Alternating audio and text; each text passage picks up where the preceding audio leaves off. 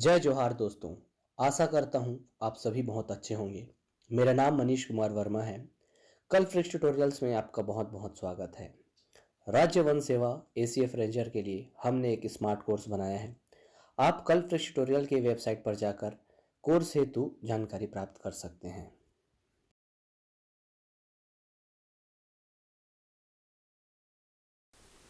Hello students, welcome to the official YouTube channel of Kalpavriksha Tutorials. Myself Priyanka Pandey. आज मैं आप लोगों को एग्रीकल्चर टॉपिक से रिलेटेड, एग्रीकल्चर सब्जेक्ट से रिलेटेड जो कि एसीएफ का एक पार्ट है, उसके बारे में आज मैं आपको सीड टेक्नोलॉजी के बारे में पढ़ाने जाऊंगी, जो कि एग्रीकल्चर का एक पार्ट है। जैसा कि आप लोगों को पता है कि एसीएफ का अपकमिंग एग्ज़ाम, जिसमें एग्रीकल्चर एक नया टॉपिक ऐड किया गया है, नया सब्जेक्ट ऐड किया गया है, तो आज हम उससे रिलेटेड जो उसका पहला टॉपिक है सीड टेक्नोलॉजी, उसके बारे में डिस्कस करेंगे। Okay, so let's have a look guys. सबसे पहले अगर सीड टेक्नोलॉजी की बात करें तो सीड टेक्नोलॉजी क्या होता है, सबसे पहले ये देखते हैं कि सीड क्या होता है। ठीक है, तो जैसे कि एक पेड़ का फॉर्मेशन होता है, सबसे पहले एक प्लांट का फॉर्मेशन होता है, प्लांट के बाद एक ट्री का फॉर्मेशन होता है ना। तो उसके लिए जो इनिशियल चीज़ रिक्वायरमेंट रहती है वो क्या है? सीड। भाई बिना सीड के तो प्लांट का ग्रोथ नहीं हो रहा है ना। जैसे कि सीड, उससे बना प्लांट, और प्लांट से क्या बना? ट्री, है ना भाई। अब इस ट्री में फर्दर फ्रूट का फॉर्मेशन होगा, और इस फ्रूट से अगेन सीड का फॉर्मेशन होगा, सीड बनेगा, और इस सीड से अगेन ट्री। तो ये बोल सकते हैं कि एक लाइफ साइकिल का प्रोसीजर है जो चल रहा है। अब देखें इस सीड में ऐसा क्या रहता है कि ट्री का फॉर्मेशन हो जाता है। ठीक है, तो अगर हम बात करें ह्यूमन की, तो ह्यूमन बींग में क्या होता है? ठीक है, ह्यूमन बींग में क्या होती है? मेल गैमेट है, ये फीमेल गैमेट है, दोनों का फ्यूजन हुआ, बेबी बना, है ना। तो ये बेबी का डायरेक्ट मेल और फीमेल के फ्यूजन से बन गया क्या? नहीं। तो इसके लिए क्या हुआ? जब ये मेल और फीमेल का फ्यूजन हुआ तो क्या बना? एम्ब्रियो बना, एम्ब्रियो बना, है ना। अब ये एम्ब्रियो से फर्दर बेबी का डेवलपमेंट हुआ, है ना भाई, यही हुआ है ना। तो इस केस में भी सीड क्या है? ये एक स्ट्रक्चर है जिसके अंदर क्या है? अपना एम्ब्रियो, एम्ब्रियो परसिस्ट करता है जिसके अंदर, और फिर इसी एम्ब्रियो से एक ट्री का क्या होता है? फॉर्मेशन होता है। ठीक है, तो ये है बेसिक। रिलेशन में बात करें सीड की तो ये होता है। ठीक है, अगर मैं इसमें टेक्नोलॉजी, सीड में अगर टेक्नोलॉजी का वर्ड ऐड कर दिया गया तो टेक्नोलॉजी मीनिंग क्या होता है? तो टेक्नोलॉजी मतलब उस सीड में ऐसा क्या मॉडिफिकेशन करें, उस सीड में ऐसा क्या हो रहा है कि उसकी उसमें हम क्रॉप का प्रोडक्शन या किसी भी प्लांट का प्रोडक्शन या जो भी आपका ट्री है या वॉटएवर, है ना, जो भी जिस भी से रिलेटेड क्रॉप का आप फॉर्मेशन कर रहे हैं या क्रॉपिंग कर रहे हैं, उसमें क्या ऐसा एनहांसमेंट करें, या कब आपको क्रॉपिंग की ज़रूरत है, कब आपको क्रॉपिंग की ज़रूरत नहीं है, इस चीज़ के रिगार्डिंग जो उसमें कैलकुलेशन किया जाता है, उसके बारे में जो भी एक प्री प्लान्ड, है ना, क्रॉपिंग करने से जो प्री प्लान, उसके पहले जो प्री प्लान्ड स्ट्रक्चर बनाया जाता है, उसको हम क्या बोलेंगे? सीड टेक्नोलॉजी बोलेंगे। ओके, तो सबसे पहले हम बात करते हैं सीड की। ठीक है, तो सीड क्या है गाइस? सीड क्या होता है? तो सबसे पहले सीड के बारे में डिस्कस करते हैं। तो सीड क्या होता है? जैसे कि ये एक ओवरी है, ठीक है, एक ओवरी है किसका? प्लांट का या फ्लावरिंग प्लांट का, है ना। फ्लावरिंग प्लांट का एक ओवरी है जिसको बोला जाता है एंजियोस्पर्म, है ना भाई, एंजियोस्पर्म। तो एंजियोस्पर्म का एक ओवरी है, इसके अंदर क्या प्रेजेंट रहेगा? ओव्यूल, ओव्यूल प्रेजेंट रहेगा। इस ओव्यूल को अगर थोड़ा और इसकी फिजियोलॉजी में बात करें तो इस ओव्यूल को मैक्रोस्पोरेंजियम बोला जाता है। ठीक है, इसी के अंदर, इसी ओव्यूल के अंदर क्या रहता है? इसी ओव्यूल के अंदर रहता है एम्ब्रियो, जो कैसे कंडीशन में रहता है? डेवलपिंग। ठीक है, डेवलपिंग कंडीशन में एम्ब्रियो इसके अंदर प्रेजेंट रहता है। तो सीड क्या होता है? यही ओव्यूल से फॉर्म होता है सीड, क्योंकि सीड के अंदर क्या प्रेजेंट है गाइस? एम्ब्रियो ही तो प्रेजेंट है ना, जो अभी अगर उसका प्रोडक्शन नहीं हो रहा है, उसमें जर्मिनेशन नहीं हो रहा है, तो वो डॉर्मेसी कंडीशन में है। तो डॉर्मेसी के बारे में मैं आपको आगे बताऊंगी। ठीक है, तो ओव्यूल से किसका फॉर्मेशन होता है? सीड का। और फिर ओवरी से क्या होता है, आप सबके मन में डाउट आ रहा होगा, तो फिर ओवरी से क्या होता है, तो ओवरी से फॉर्मेशन होता है गाइस फ्रूट्स का फॉर्मेशन होता है ना। ये फ्रूट्स क्या प्रोवाइड करता है, नरिशमेंट प्रोवाइड करता है इस डेवलपिंग एम्ब्रियो को, डेवलपिंग सीड को, जिसके अंदर क्या प्रेजेंट है, एम्ब्रियो प्रेजेंट है। Is it clear guys? तो प्लांट के उस स्ट्रक्चर से जिससे जहाँ से सीड का फॉर्मेशन होता है उसे बोला जाता है ओव्यूल, और प्लांट के उस पार्ट से जहाँ फ्लावर के उस पार्ट से जहाँ पे फ्रूट का फॉर्मेशन हो रहा है उसे क्या बोला जाता है, उसे बोला जाता है ओवरी। ठीक है, कोई डाउट है गाइस? ठीक है, आगे बढ़े। अब बात करेंगे हम कि सीड ऑफ फ्रूट्स के बारे में तो हमने जान लिया। अब हम देखते हैं कि पर्पस ऑफ सीड क्या होता है। भाई सीड का तो डेवलपमेंट हो गया, अब इस सीड का पर्पस क्या होता है, purpose of seeds. I think purpose of seed से आप सब अवेयर होंगे। पहला तो इसका पर्पस होता है कि वायबिलिटी क्रिएट करना है ना। क्रिएट करता है कौन, वायबिलिटी क्रिएट करता है। जैसे कि अगर ह्यूमन बीइंग के केस में बात करें तो वेरिएशंस, ओके, जो गैमेट्स रहते हैं, सेक्सुअल मोड ऑफ रिप्रोडक्शन होता है, उसमें क्या हो रहा है, वेरिएशंस क्रिएट हो रहे हैं। बट इस केस में क्या हो रहा है, वायबिलिटी क्रिएट कर रहा है, सीड क्या कर रहा है, वायबिलिटी। तो अब वायबिलिटी मतलब क्या होता है, तो वायबिलिटी का सिंपल टर्म में मीनिंग होता है कि वो जो पर्टिकुलर सीड है वो कितनी है, ठीक है, उसमें ग्रोइंग कैपेसिटी, जर्मिनेटिंग कैपेसिटी कैसी है।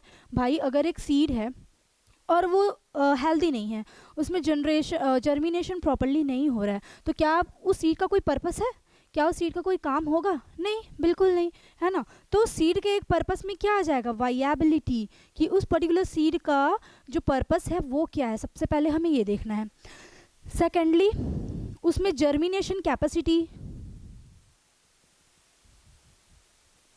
जर्मिनेशन कैपेसिटी देखेंगे कि वो कितने लेवल का जर्मिनेशन हो रहा है।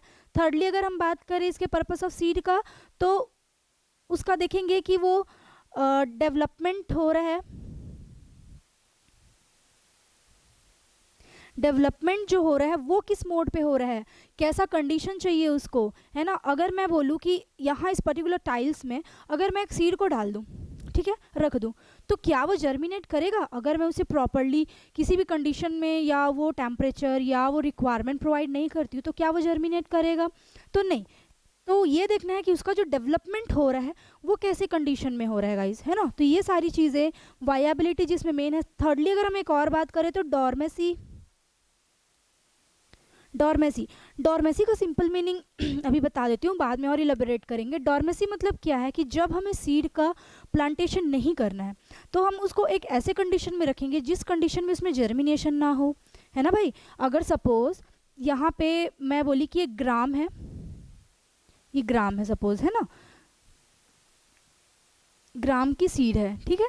अगर हमें इस सीड को जर्मिनेट नहीं कराना है और इसको स्टोर करके रखना है फ्यूचर के लिए कि हम बाद में इसमें जर्मिनेशन करके इसका प्लांट प्रोडक्शन करेंगे, तो इस कंडीशन में हमें इस एम्ब्रियो को क्या रखना है, स्लीपिंग मोड में रखना है कि भाई तू जर्मिनेट मत कर अभी, है ना। तो उस केस में ये देखना है कि वो पर्टिकुलर सीड में ऐसे सिचुएशंस रहने चाहिए कि वो डॉर्मेसी को अटेन कर सके, ठीक है। और जब हम इसमें प्रॉपर न्यूट्रिशन या प्रॉपर नरिशमेंट प्रोवाइड करते हैं या प्रॉपर मॉइस्चर प्रोवाइड करते हैं, तो उस कंडीशन में ये डॉर्मेसी को ब्रेक करके फिर से जर्मिनेशन कर रहा है, यानी उस प्रोसेस को देखेंगे, ठीक है गाइस। तो पर्पस ऑफ सीड हमको पता है, वायबिलिटी क्रिएट करना इसका मेन पर्पस है, जर्मिनेशन कैपेसिटी इसका मेन पर्पस है, अदर देन दैट प्रोडक्शन इसका मेन जनरल पर्पस है कि कितना प्रोडक्शन कर रहा है एक पर्टिकुलर सीड, कितने सीड का फॉर्मेशन कर रहा है, जिसको बोला जाता है सीड मल्टीप्लिकेशन रेशियो, जो हम अभी आगे पढ़ेंगे, ओके।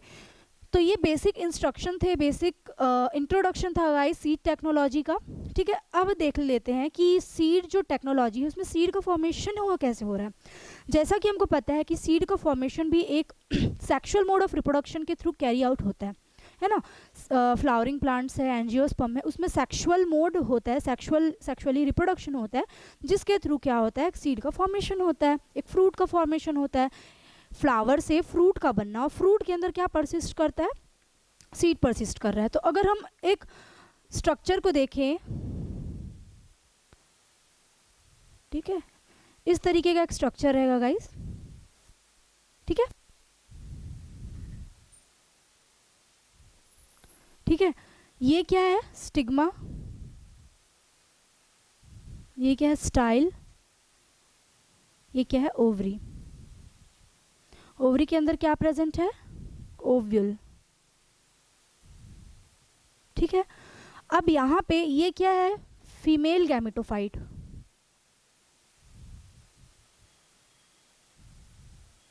ठीक है, क्या है, फीमेल गैमेटोफाइट। जब इस पर्टिकुलर स्टिग्मा में मेल गैमेटोफाइट आता है, जिसको क्या बोला जाता है मेल गैमेटोफाइट को, पॉलन ग्रेन्स, है ना, पॉलन ग्रेन्स। जब इसमें पॉलन ग्रेन्स आके आता है और स्टिग्मा में वो क्या हो जाता है, फिक्स हो जाता है, तब at the time of interval यहाँ पे एक ब्रेकेज होता है और इसमें प्रेजेंट जो सेल्स हैं वो पॉलन ट्यूब बनाते हुए, ठीक है, जो generative cells and vegetative cells है वो पॉलन ट्यूब बनाते हुए क्या करेगा, ओवरी ओव्यूल तक पहुँचेगा, ओवरी से पास होते हुए, और यहाँ पे जो प्रेजेंट ओव्यूल है उसको क्या करेगा, फर्टिलाइज करेगा। ठीक है, जब ये पॉलन से फर्टिलाइजेशन होगा इस ओव्यूल का, तो कुछ इंटरवल टाइम के बाद ये क्या बना देगा, एक एम्ब्रियो बना देगा। ठीक है, एम्ब्रियो का फॉर्मेशन हो जाएगा, मतलब ओव्यूल के अंदर एक सेक लाइक स्ट्रक्चर बनेगा जिसके अंदर एम्ब्रियो का फॉर्मेशन होगा और ओव्यूल भी परसिस्ट करेगा। ठीक है, और जब ये फ्लावर फुल्ली डेवलप हो जाएगा तो ओवरी से जो ओवरी वाला जो पोर्शन है वो क्या बन जाएगा, फ्रूट बन जाएगा, है ना, ये फ्रूट बन गया। और इस फ्रूट के अंदर परसिस्ट क्या करेगा, ओव्यूल, और इस ओव्यूल में क्या प्रेजेंट रहेगा, एक एम्ब्रियो, है ना, ओवरी। ठीक है, तो ये बनेगा। तो ये बेसिक इस टेक्निक को क्या बोला जाता है, फर्टिलाइजेशन, फर्टिलाइजेशन या फिर पॉलिनेशन, है ना, पॉलिनेशन। फर्टिलाइजेशन ह्यूमन बीइंग के केस में बात करते हैं या एनिमल के केसेस में बात करते हैं, और पॉलिनेशन प्लांट के केसेस में, प्लांट्स की टर्मिनोलॉजी में बात करते हैं। ठीक है, तो ये जो प्रोसेस है इसके थ्रू सीड का फॉर्मेशन हो रहा है। ठीक है गाइस,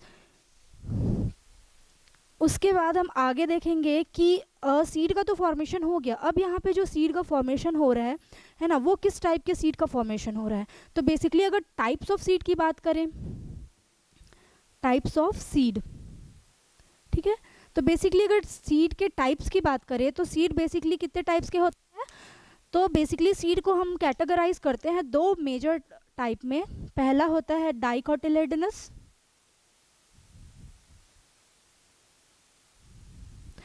एंड सेकंड होता है मोनोकोटाइलिडनस।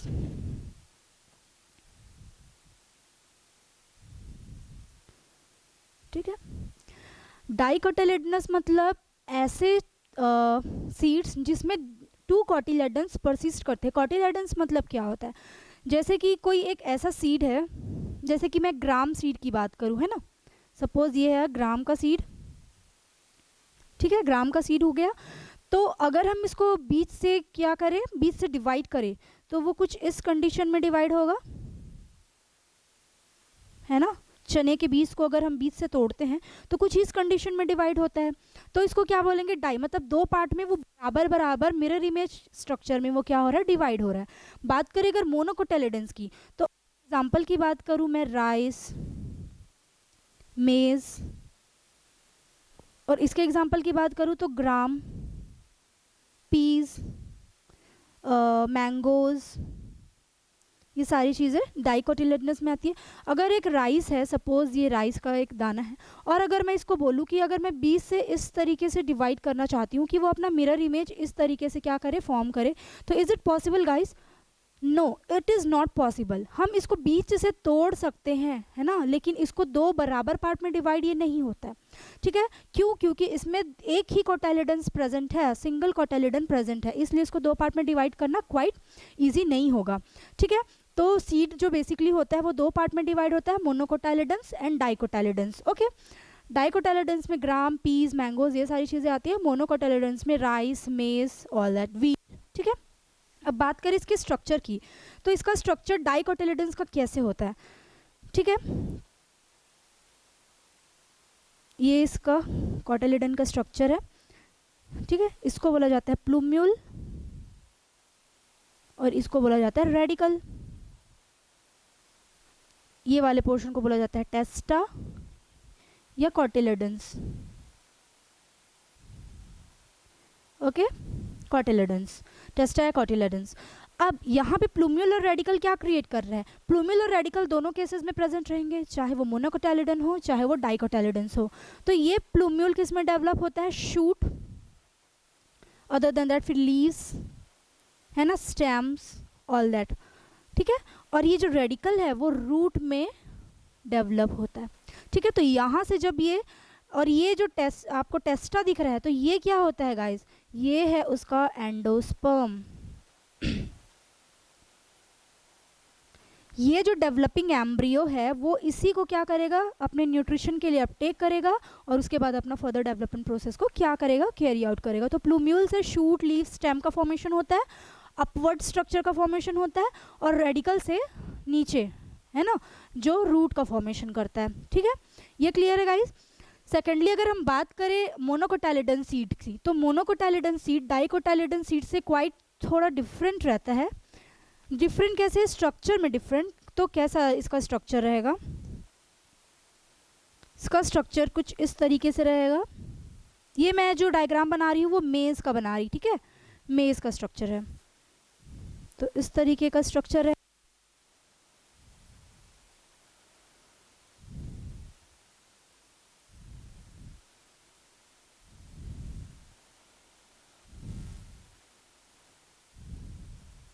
ठीक है, ये जो स्ट्रक्चर है ये मेज का है, मोनोकोटाइलिडन सीड का है, ठीक है। ओके गाइस,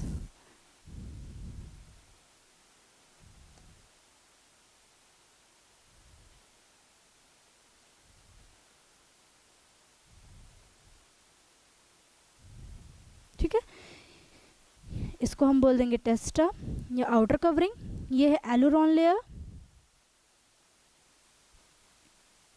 एलुरॉन लेयर, कोलेप्टाइल, कोलेराइजा, ये वाला स्ट्रक्चर है प्लूम्यूल, और ये वाला स्ट्रक्चर है व्हाट? रेडिकल्स, ठीक है। अब ये वाला स्ट्रक्चर उस स्ट्रक्चर से क्वाइट डिफर कर रहा है ना, क्योंकि इसमें एक ही स्ट्रक्चर है, मतलब ये उसका सेक्शनल व्यू है। तो टेस्टा आउटर कवरिंग। एलुरॉन लेयर क्या होता है?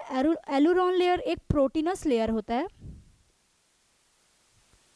ठीक है। क्या होता है? प्रोटीनस लेयर रहता है जो इसके बीच में प्रेजेंट रहता है, और डेवलपिंग एम्ब्रियो क्या करता है? उससे न्यूट्रिशन को कैरी अप करता है, ठीक है। कोलेप्टाइल क्या रहता है? कोलेप्टाइल प्लूम्यूल का कवरिंग है, ठीक है। और यहाँ पे रेडिकल प्रेजेंट है जिसका कवरिंग क्या है? कोलेराइजा। तो ये कोलेप्टाइल प्लूम्यूल के क्या करता है? कवर करके रखता है, और कोलेराइजा क्या करता है? रेडिकल को कवर करके रखता है। जब इसका डेवलपमेंट होगा तो ये प्लूम्यूल फिर शूट में डेवलप होगा, और ये रेडिकल फिर रूट में डेवलप होगा।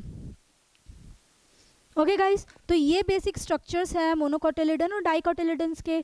बेसिक स्ट्रक्चर है, इसको आप बायोलॉजी के फील्ड में भी पढ़ेंगे, बट अभी हम सीड टेक्नोलॉजी के बारे में डिस्कस कर रहे हैं, तो मैंने इसमें भी ओवरव्यू आपको बता दिया, ठीक है। तो टाइप ऑफ सीड में ये होता है, ठीक है, डाइकोटिलिडन्स एंड मोनोकोटिलिडन्स। ओके, अब हम बात करेंगे डिटरमाइनिंग सीड की क्वालिटी की, कि सीड का क्वालिटी कैसा होना चाहिए, ठीक है। सीड की क्वालिटी को हम कैसे चेक कर सकते हैं, तो उसके बाद आते हैं हम क्वालिटीज ऑफ सीड, ये डिटरमाइनिंग सीड क्वालिटी, ठीक है।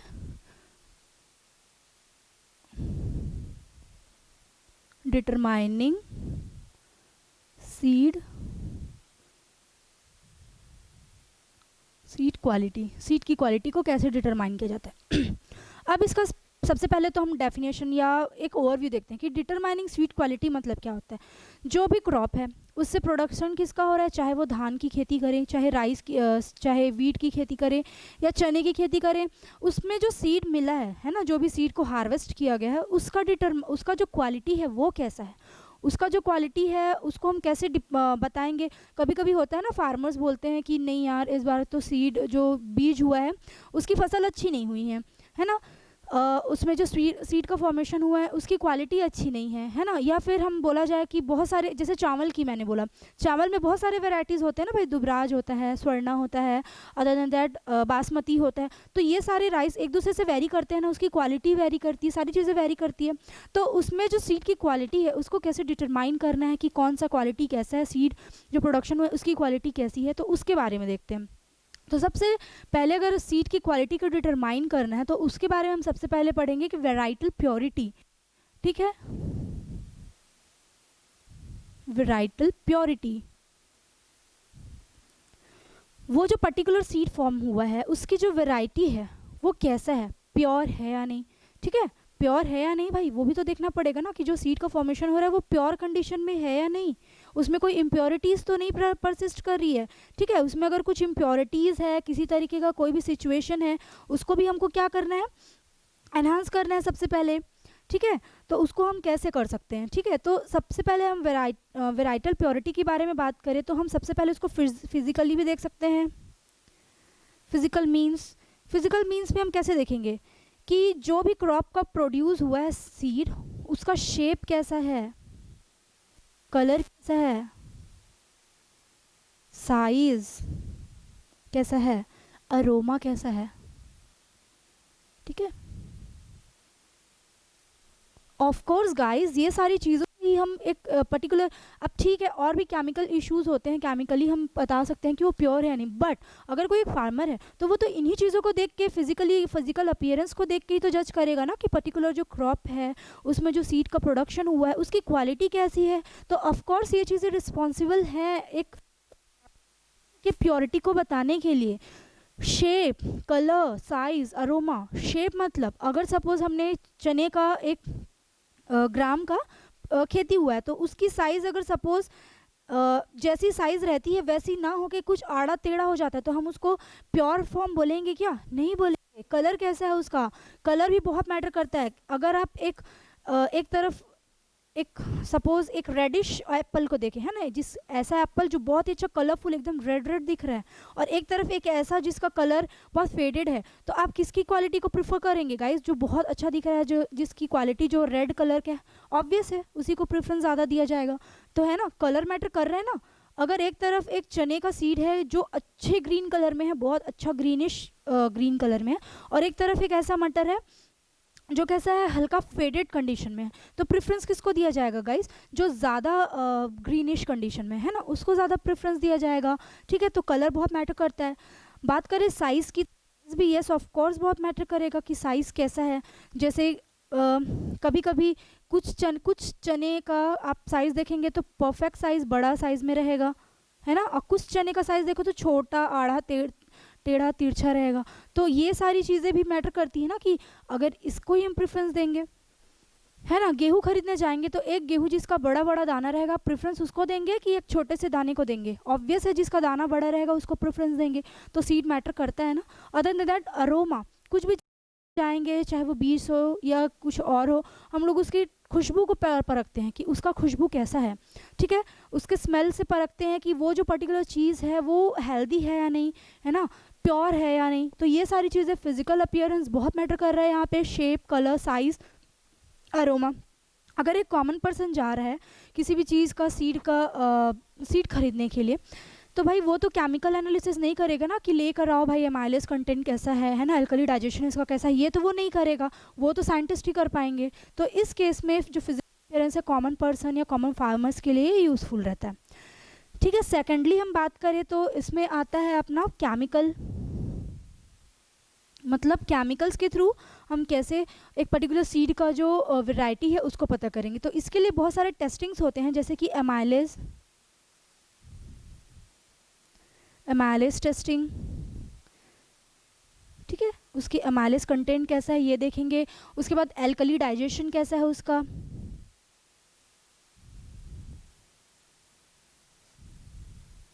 है ना, एल्कली डाइजेशन कैसा है उसका। थर्डली हम क्या देखेंगे, जो ब्राउन राइस होता है नॉर्मली, है ना, ब्राउन राइस के बारे में आप सबने सुना होगा, प्रोटीन का बहुत अच्छा क्या है ये कंटेंट है। तो जो ब्राउन राइस में प्रोटीन कंटेंट कैसा है, उसके लिए भी प्रोटीन के टेस्ट किए जाते हैं उस राइस में। तो ये सारी चीज़ें केमिकल एनालिसिस के थ्रू हम बता सकते हैं कि एक जो सीड है, ये सारी चीज़ें जब हम टेस्टिंग करेंगे तो तभी उससे पता चलेगा कि उसकी प्योरिटी कैसी है। ठीक है, तो ये सारे टेस्टिंग से हमें पता चलेगा कि पर्टिकुलर जो क्रॉप सीड का फॉर्मेशन हुआ है उसकी वेराइटी कैसी है। ठीक है, अब बात करें सेकेंडली तो हम सीड लॉट के बारे में। ठीक है, सेकेंडली सीड लॉट क्या होता है गाइस? सीड लॉट का भी कॉमन मीनिंग क्या होता है कि सीड का कितना प्रोडक्शन हो रहा है और वो कैसे हो रहा है। सीड लॉट मतलब क्या, बहुत सारी सीड है ना, एक क्रॉप हमने लगाया है। ठीक है, सपोज बोलिए कि गेहूं की क्रॉपिंग हुई है, तो एक एस्टिमेशन लगाए हैं कि suppose 15 to 20, suppose 1 to 10 ton हमें वहाँ से गेहूं का पैदावार होगा। और पैदा कितना हुआ, मुश्किल से 5 से 10 बोरा। ठीक है, 5 से 10 बोरा। तो हम क्या बोलेंगे कि वो पर्टिकुलर सीड की क्वालिटी अच्छी होगी, है ना। कुछ तो ऐसा कंडीशन रहा होगा कि उस एरिया में जहाँ पे 1 टन अप्रॉक्स गेहूं की खेती हो सकती थी, वहाँ पे सिर्फ 5 या 10 बोरे अगर मिले हैं, तो हम क्या ये कह सकते हैं कि उस सीड की जो क्वालिटी है वो भी गुड होगी? ऑफ कोर्स नॉट, हम नहीं कह सकते, क्योंकि किसी ना किसी कंडीशन से बाकी प्लांट्स क्या हो गए, डैमेज्ड हो गए। तो हो सकता है इसमें वो डैमेज्ड क्रॉप के कैरेक्टरिस्टिक्स भी प्रेजेंट हो, डैमेज सीड्स के कैरेक्टरिस्टिक भी प्रेजेंट हो। तो उस चीज़ से भी हम सीड की प्योरिटी या उसकी क्वालिटी को डिटरमाइन कर सकते हैं। तो इसमें हम सपोज पहले क्या डिटरमाइन करेंगे, लेवल ऑफ इम्प्योरिटी। ठीक है, लेवल ऑफ इम्प्योरिटी क्या होता है गाइस, कि सपोज कोई सीड का फॉर्मेशन हुआ, सीड मिला हमको, तो हम उसमें देखेंगे कि क्या इम्प्योरिटी सब्सटेंस उसमें प्रेजेंट है, सैंड, मड, ठीक है, अदर सीड्स, अदर वीड्स, ये सारी चीज़ें भी तो वीडिसाइड्स है ना, एक क्रॉप में बहुत सारे वीड्स भी तो रह सकते हैं, तो उसके कंटेंट तो नहीं आ गए। ठीक है, तो वो सारी चीज़ें देखना पड़ेगा। सेकेंडली सीड का साइज, कि वो सीड का साइज कैसा है। नॉर्मली हम क्या देखते हैं, प्लम्पनेस, है ना, प्लम्पनेस देखते हैं। प्लम्पनेस मतलब थिकनेस, उस साइज की थिकनेस कैसी है, कैसा है उसका मोटापा, कैसा है, अच्छा बड़े साइज में है या नहीं। कभी भी हम खेती बाड़ी करने जाएंगे और सीड का लेने जाएंगे तो हम पहले देखते हैं, वाओ अच्छा बड़ा सीड है ना, तो मतलब ग्रोथ अच्छा होगा, मैच्योर बोलेंगे। या फिर हेल्दी सीड का एक कैरेक्टरिस्टिक है कि उसमें प्लम्पनेस ज़्यादा होती है, साइज़ में अच्छा रहता है, बड़ा रहता है उसको। तो एक सीड का साइज़ भी बहुत मैटर करता है एक अजम्पशन लगाने के लिए कि वो जो पर्टिकुलर सीड है वो कैसा है, प्योर फॉर्म में है या नहीं। ठीक है, हम एक और चीज़ बात करेंगे डिटरमाइनिंग सीड क्वालिटी में। थर्डली तो स्टोरेज, सीड का जो स्टोरेज करते हैं। ठीक है, तो स्टोरेज क्या होता है, seed storage, the viability of a seed in the field will depend on a stored moisture. ठीक है, जो वायबिलिटी होता है सीड का, ठीक है, फील्ड में डिपेंड करता है, वो किस में डिपेंड करता है, उसके मॉइस्चर कंटेंट में। जितना ज़्यादा मॉइस्चर कंटेंट रहेगा उतना ज़्यादा जर्मिनेशन के चांसेस इंक्रीज होंगे, और जब जर्मिनेशन होगा तो सीड वाइगोर मतलब उसका प्रोडक्शन भी बहुत ज़्यादा होगा। तो सीड स्टोरेज किस पर डिपेंड करता है, उसके कंटेंट पे, कि उसमें जर्मिनेशन, अगर सपोज हमें यहाँ पे कोई सीड को स्टोर करना है ना, स्टोर करना है, तो हम क्या उस सीड में ये चाहेंगे कि जर्मिनेशन हो जाए? ऑफ कोर्स नॉट, है ना, हम नहीं चाहेंगे कि उस सीड में जर्मिनेशन हो। तो उस जर्मिनेशन को रोकने के लिए वहाँ का जो मॉइस्चर कंटेंट है उसको कैसे रखना है, वहाँ का जो टेम्परेचर है उसको कैसे रखना है, ये चीज़ें भी एक क्वालिटी ऑफ सीड को डिटरमाइन करने के लिए रिस्पॉन्सिबल रहता है। ठीक है, ठीक है, इज इट क्लियर? तो अगर हम बात करें स्टोरेज कैपेसिटी की, किसका सीड का स्टोरेज, सीड एक चीज़ और ध्यान दीजिएगा गाइस, जो सीड स्टोरेज है वो एक अलग से और टॉपिक दिया गया है। मैं अभी यहाँ पे सिर्फ आपको एक ओवरव्यू बता रही हूँ, बाद में आपको सीड स्टोरेज के बारे में फुल्ली डिटेल्स में बताऊँगी, जिसमें कि जो सीड बैंक होता है वहाँ पे वो कैसे प्रिजर्व किया जाता है, कौन से कंडीशंस में प्रिजर्व किया जाता है। ठीक है, तो अभी मैं आपको सिर्फ ओवरव्यू बता रही हूँ। ठीक है, तो टेक्नोलॉजी से रिलेटेड, तो इसमें सबसे पहला हमें चाहिए मॉइस्चर कंटेंट।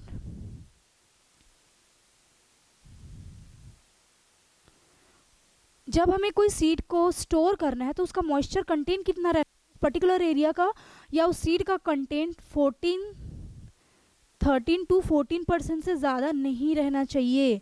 अगर वो बहुत ज़्यादा मॉइस्चर्ड रहेगा तो ऑब्वियस है वो क्या हो जाएगा, जर्मिनेट हो जाएगा, जर्मिनेशन की कैपेसिटी क्या हो जाएगी, उसमें परसिस्ट कर जाएगी, तो वो बहुत ही ज़्यादा रिस्पॉन्सिबल रहता है। सेकंड हम बात करें तो जर्मिनेशन परसेंटेज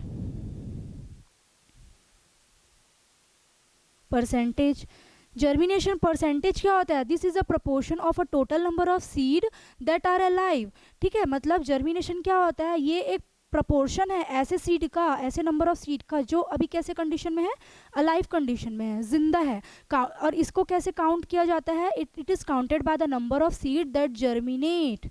ठीक है, ये कैसे काउंट किया जाता है, the number of seed that germinate. तो इसका एक फॉर्मूला है गाइस कि हम जर्मिनेशन परसेंटेज कैसे निकालेंगे, तो इसका फॉर्मूला क्या है, number of normal seed, okay, number of normal seedling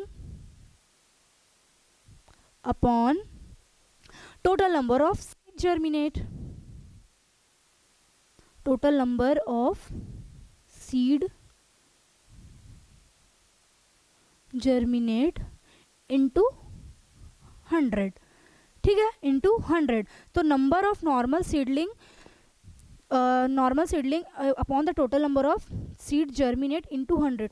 तो सपोज हम यहाँ पे कोई सपोज 50 हमने सीड लगाए, जिसमें से ओनली 20 में क्या हुआ, जर्मिनेशन हुआ।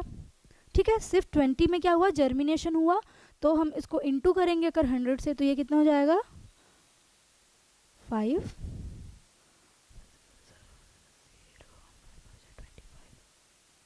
ठीक है, तो ये इसकी परसेंटेज हो जाएगी गाइस कि इतना परसेंट वायबल है इसका जर्मिनेशन कैपेसिटी।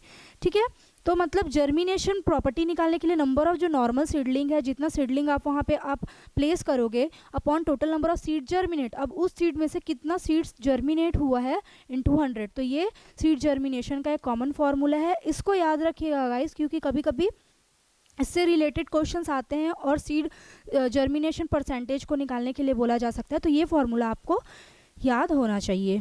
ठीक है, थर्डली हम बात करें तो सीड की डॉर्मेसी की। अब सीड डॉर्मेसी क्या होता है, सीड डॉर्मेसी एक ऐसा फिनोमेना है जिसमें जो सीड होता है वो स्लीपिंग कंडीशन में चला जाता है। ठीक है, सीड में जो एम्ब्रियो प्रेजेंट है वो स्लीपिंग कंडीशन में चला जाता है, इनएक्टिव कंडीशन में हो जाता है। जैसे कि अगर मैंने बोला कि सपोज यहाँ पे कुछ सीड है जिसे हमें अभी ग्रो नहीं कराना है, ठीक है, तो यहाँ पे अगर हम इसे water content, moisture content properly नहीं देंगे तो क्या ये सीड जर्मिनेट करेगा, नहीं। मतलब अभी उसके अंदर जो एम्ब्रियो प्रेजेंट है वो स्लीपिंग कंडीशन में है। नॉर्मल आपके साथ भी होता है, अगर आप सोते रहें, है ना, सोते रहेंगे और हम आप में पानी छिड़क दें तो क्या होता है, आप सडनली क्या हो जाते हो, जग जाते हो, है ना, जगते हो कि नहीं। इस कंडीशन में भी यही होता है। अभी इस कंडीशन में सीड कैसा है, डॉर्मेसी में है, मतलब अभी सीड का एम्ब्रियो कैसा है, स्लीपिंग कंडीशन में है। जब इसको प्रॉपर मॉइस्चर कंटेंट मिलता है, प्रॉपर टेम्परेचर मिलता है, ठीक है, तो ये क्या हो जाता है, जर्मिनेट करना स्टार्ट हो जाता है ना, इस तरीके से जर्मिनेट करना स्टार्ट हो जाता है। मतलब इसमें जो एम्ब्रियो प्रेजेंट है वो सोए हुए से कैसे कंडीशन में आ जाता है, जगे हुए कंडीशन में आ जाता है, और जब ये जर्मिनेट करता है उसके बाद एक प्लांटलेट का फॉर्मेशन कर देता है। ठीक है, तो सीड डॉर्मेसी बहुत ही इंपॉर्टेंट केस होता है गाइस, जब हमें सीड को स्टोर करके रखना है, जब हमें उसे स्टोर करना है प्रॉपर्ली, तो केस में क्या करना है, उस सीड को डॉर्मेसी स्टेट में रखना बहुत ज़रूरी होता है। ठीक है स्टूडेंट्स, तो इस केस में जो अगर बात करें अगर factors that will enhance the storage capacity, तो डॉर्मेसी बहुत ही इंपॉर्टेंट स्टोरेज कैपेसिटी होती है। अगर हम बात करें स्टोरेज कैपेसिटी की, इधर को रब कर देती हूँ मैं,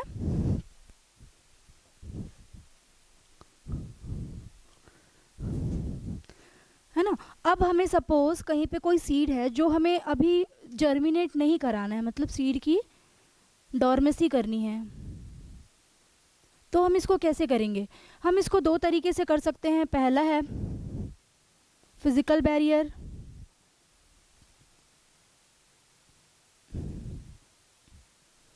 सेकंड है डिहाइड्रेशन,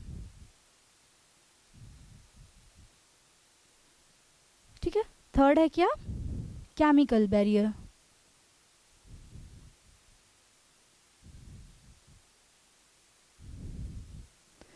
ठीक है, फिजिकल बैरियर्स में क्या होता है, फिजिकल बैरियर में क्या होता है, फिजिकल बैरियर में ये होता है कि जो सीड रहता है उसमें कुछ फिजिकल चेंजेस किया जाए, उसके आउटर कवरिंग में कुछ ऐसे चेंजेस किया जाए जो क्या करे, मॉइस्चर कंटेंट में आ ना पाए और जर्मिनेशन की जो प्रोसेस है वो हो ना पाए। तो जैसे हमने देखा बहुत सारे ऐसे प्रोसीजर्स हैं जिसमें वैक्स का यूज़ किया जाता है। ठीक है, इस केस में क्या किया जाता है, जो सीड रहता है उसके ऊपर एक वैक्स की कोटिंग चढ़ा दी जाती है। ठीक है, वैक्स की कोटिंग चढ़ा दी जाती है जिससे अगर ये मॉइस्चर के कंटेंट में भी आता है, जिससे अगर ये मॉइस्चर के कंटेंट में भी आता है तो वो मॉइस्चर सीड तक पहुंच नहीं पाता और ये जर्मिनेशन से, है ना, जर्मिनेशन इसमें नहीं हो पाता, मतलब ये जर्मिनेशन से बच जाता है। ठीक है, डिहाइड्रेशन तो सबको पता होगा कि अगर हमें कोई सीड है जिसको जर्मिनेशन कंडीशन में नहीं लाना है तो हम क्या करते हैं, उसको धूप में या किसी भी कंडीशन में रख देते हैं जिससे उसके अंदर का प्रेजेंट जितने भी वाटर रहता है ना, वाटर या मॉइस्चर रहता है वो डिहाइड्रेट हो जाता है, सूख जाता है, जिससे कि उसका एम्ब्रियो कैसा हो जाता है, डॉर्मेंट हो जाता है या सीड कंडीशन में आ जाता है, मतलब स्लीपिंग कंडीशन में आ जाता है। तो डिहाइड्रेशन। और जब हमें जर्मिनेशन, कॉमन आपने अपने घर में देखा होगा चना या मटर, जब हमें उसको खाना रहता है तब हम क्या करते हैं, उसको पानी में एक दिन के लिए भिगा के रख देंगे और वो फूल जाता है, उसके बाद उसमें जर्मिनेशन कैपेसिटी भी आ जाती है। लेकिन उसके पहले क्या रहता है, वो सूखा रहता है, डिहाइड्रेटेड रहता है। और जब हम उसमें खाना है या उसको जर्मिनेट करना है स्प्राउट्स के लिए, तो उसको क्या करना पड़ता है, रिहाइड्रेट करना पड़ता है, अगेन उसमें रिहाइड्रेशन का प्रोसीजर करना पड़ता है, तो वो रिस्पॉन्सिबल है। बात करें अगर केमिकल्स बैरियर की, तो ऐसे बहुत सारी चीज़ें केमिकली रिस्पॉन्सिबल रहती है जिसमें जर्मिनेशन का प्रोसेस नहीं हो पाता है, जैसे कि सॉल्ट हो गया, मस्टर्ड ऑयल, ठीक है, सॉल्ट, मस्टर्ड ऑयल एक्सेट्रा, ये सारे ऐसे केमिकल्स हैं, है ना, सॉल्ट भी तो एक केमिकल ही है, मस्टर्ड ऑयल भी एक केमिकल ही है। तो ये रिस्पॉन्सिबल किसके लिए रहता है, जर्मिनेशन ना होने देने के लिए भी रिस्पॉन्सिबल रहता है। तो अगर एक सीड की डोर्मेसी हमें मेंटेन करनी है तो हम 3 वे में उसको कर सकते हैं, physical barrier, dehydration and chemical barriers में। ठीक है, तो ये सारी चीज़ें सीड डोर्मेसी को मेंटेन करने के लिए इसका ओवरव्यू है। Okay, is it clear? आगे बढ़ते हैं गाइज। अब हम बात करते हैं मेन जो है environmental factor for seed germination. ठीक है, क्या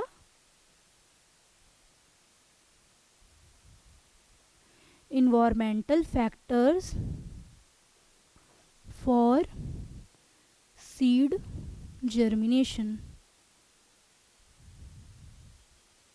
सीड को जर्मिनेट करने के लिए ऐसे क्या क्या इन्वायरमेंटल फैक्टर्स चाहिए जिसमें सीड का जर्मिनेशन होगा। ठीक है, तो इन्वायरमेंटल फैक्टर्स जो रिस्पॉन्सिबल रहते हैं बेसिकली सीड को जर्मिनेट करने के लिए, कौन कौन से इन्वायरमेंटल फैक्टर रिस्पॉन्सिबल रहते हैं, उसको सबसे पहले किसने बताया था, चैचलिस एंड रेडी। चैचलिस एंड रेडी ने ईयर 2000 में इसके बारे में डिस्क्रिप्शन, एक डिस्क्राइब फॉर्म में बताया था कि किस कंडीशन में, किस इन्वायरमेंटल कंडीशन में सीड जो है वो प्रॉपरली जर्मिनेट कर सकता है। तो उन्होंने क्या बताया, टेम्परेचर,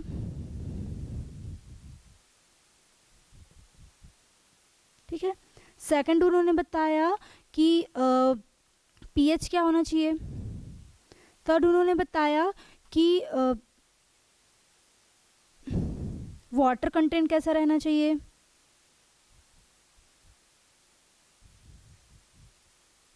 थर्डली उन्होंने बताया लाइट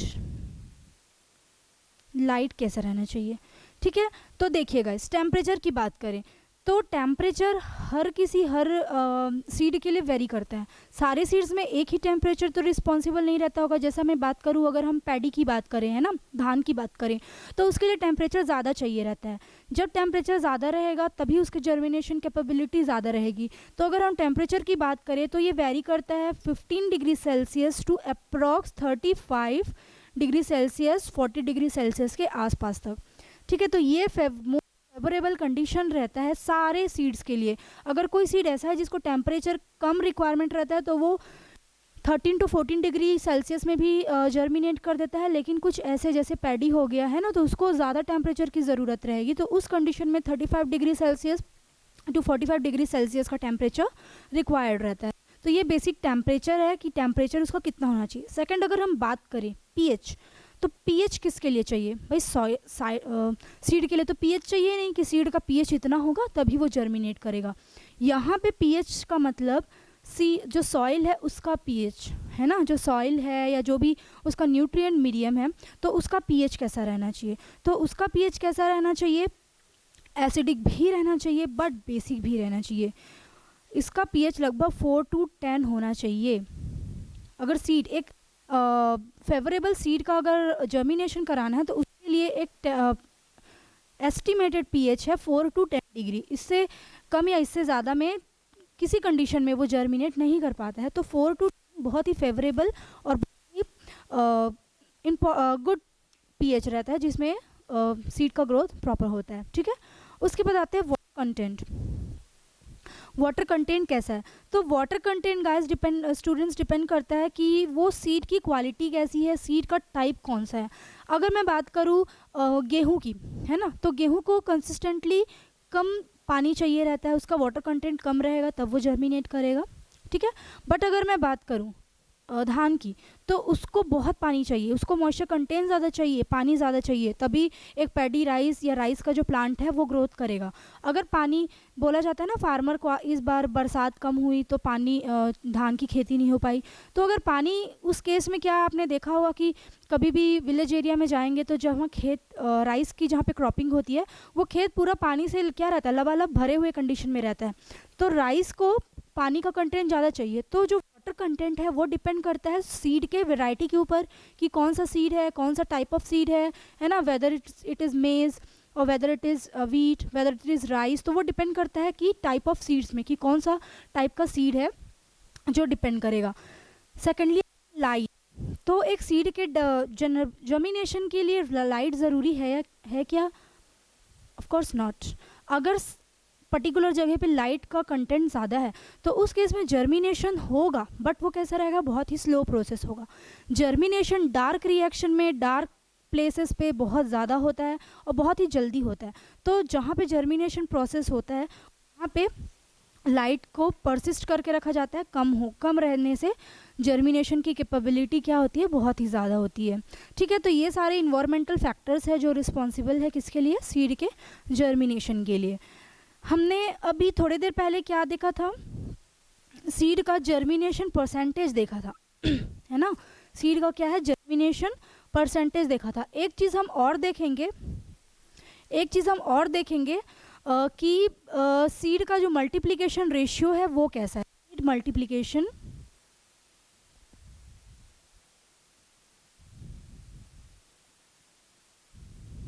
रेशियो, जिसे SMR भी कहा जाता है।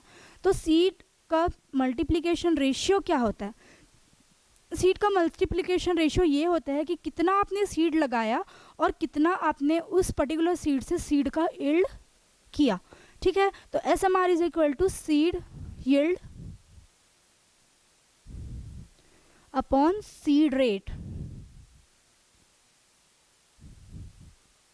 ठीक है, seed yield upon seed rate. तो सीड यील्ड का मतलब क्या हो रहा है कि आप सपोज ये क्रॉप है, ओके, अब मैंने यहाँ पे एक राइस मतलब धान की खेती की, यहाँ पे धान लगाया, यहाँ पे धान लगाया,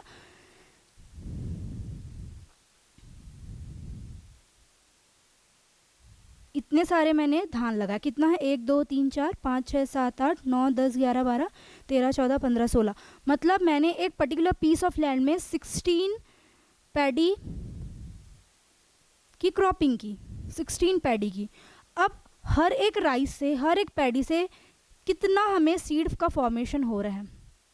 तो एक सीड से सपोज हमें 50 सीड्स मिल रहे हैं, नहीं 50 अप्रॉक्स 20, ठीक है, तो ये इस एक सीड से हमें 20 सीड मिल रहे हैं। तो इन 16 सीड से हमें कितने सीड्स मिलेंगे? ये इसकी आर मतलब एक सीड से मल्टीप्लाई होके वो कितना सीड का फॉर्मेशन कर रहा है उसको क्या बोला जाता है, सीड मल्टीप्लिकेशन रेशियो। ये फार्मूला भी बहुत इंपॉर्टेंट है, इसको याद रखिएगा, क्योंकि ये सब चीज़ों से डायरेक्ट अगर छोटे से न्यूमेरिकल के टर्म पे आना चाहे तो आ सकता है, क्योंकि ये फार्मूला बहुत इजी है। या फिर इसको डायरेक्ट भी पूछा जा सकता है कि सीड मल्टीप्लिकेशन रेशियो SMR क्या होता है। ठीक है, तो अगर आपको ये फार्मूला याद रहेगा तो आपका मार्क्स कहीं नहीं गएगा। तो ये चीज़ें आपको याद रखनी है, जिसमें सीड मल्टीप्लिकेशन रेशियो और जर्मिनेशन बहुत ही इंपॉर्टेंट होता है। ठीक है, तो ये सारी चीज़ें प्लीज़ याद रखिए। आज हमने सीड टेक्नोलॉजी का बेसिक जो इंट्रोडक्शन था, उसका जो प्रोडक्शन है उसमें वो सारी चीज़ें हमने देखा।